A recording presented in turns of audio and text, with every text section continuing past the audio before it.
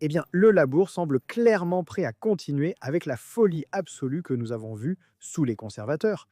Et malheureusement que ce pays a vu pendant des années maintenant de ces traversées illégales en bateau de la France à l'Angleterre, exposant vraiment à quel point ce gouvernement est faible.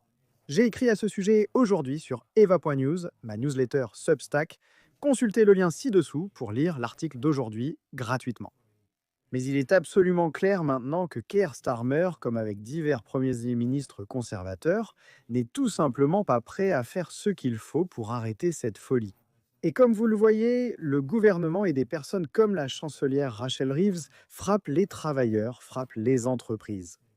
Nous voyons maintenant des milliards de livres dépensés pour un système qui récompense essentiellement les personnes qui entrent illégalement dans ce pays.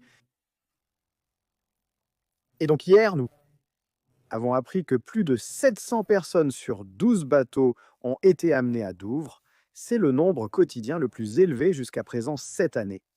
C'est totalement et complètement hors de contrôle, et considérez le fait qu'à la fin de 2024, vous aviez vu environ 150 000 personnes autorisées à traverser.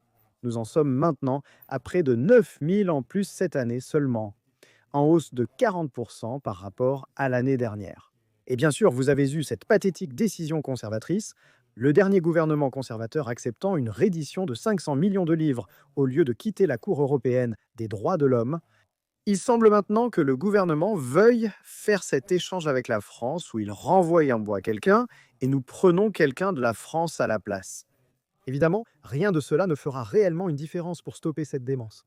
J'ai écrit aujourd'hui sur Hever News ce que nous devrions faire, c'est-à-dire disqualifier automatiquement toute personne arrivant illégalement sur de petits bateaux de pouvoir jamais demander l'asile ici.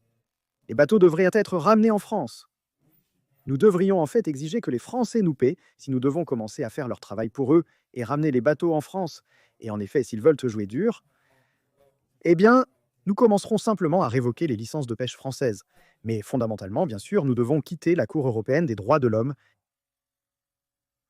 Cette folie a débuté avec les conservateurs, se poursuit avec le Labour, et sans surprise, Reform United Kingdom mène les sondages. Partagez vos réflexions dans les commentaires. Comme promis, l'article du jour est ci-dessous. Jetez-y un œil et merci comme toujours d'avoir regardé.